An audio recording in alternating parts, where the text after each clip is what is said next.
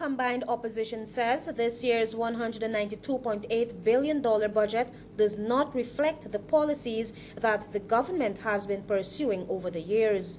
The Honorable Minister called a lot of numbers. Money has been spent. The budget is the largest in the history of the country. But we do not see at the center of that budget the development of education, the development of human resources, and the removal of a large number of our ordinary people from poverty.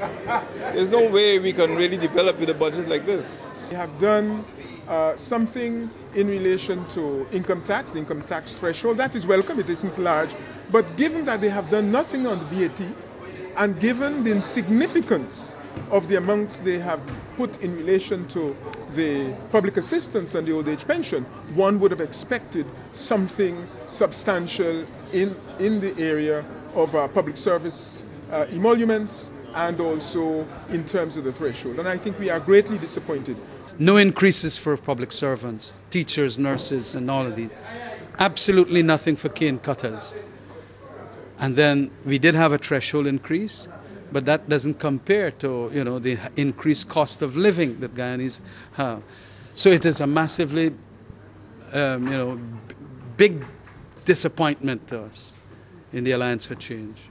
The fact that the minister can speak to the bailing out of several entities and turn around, give no increase for public servants, give the senior citizens $400 increase, and the vulnerable group $600 increase, it's a shame.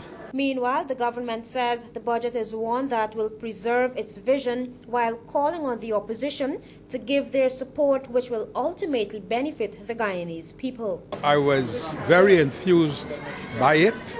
I think that the theme for it, United in Purpose and Prosperity for All, I found it very uplifting, and I found that the provisions in the budget reflected that theme. And it shows a balance in terms of continued development. I'm really happy that we have looked at all the vulnerable groups that exist in our society, and that we have sought to respond to each one of them. And I must commend the Honorable Minister of Finance. In this budget, you can see it is geared to ensure that all of our developmental projects, that they come to fruition. We have seen, and a very important issue, we have seen the tax threshold being raised to $50,000 a month, which will bring great relief to the public servants. It's a great budget, especially in the area of culture and sports. As you know, the sector, we are very pleased that we have monies for the warm-up pool. Next year, we are working with the Swimming Association to host the Carifta swimming games here. So now that we have monies in the budget to do the warm-up pool, we'll be able to comfortably host this international meet.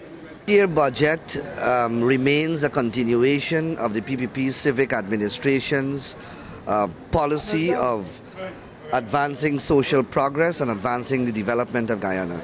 A policy and a theme which began in 1993, and the model of the budget has remained the same in terms of policy.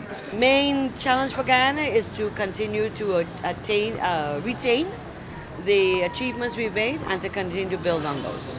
And that requires not only the economic stability and growth, it requires political, mature leadership and better behavior in the parliament by all the sides so that we're able to continue to make this country go forward. This year's budget was presented to the National Assembly under the theme Remaining on Course, United in Purpose, Prosperity for All. Alita Grant Charles for the NCN News.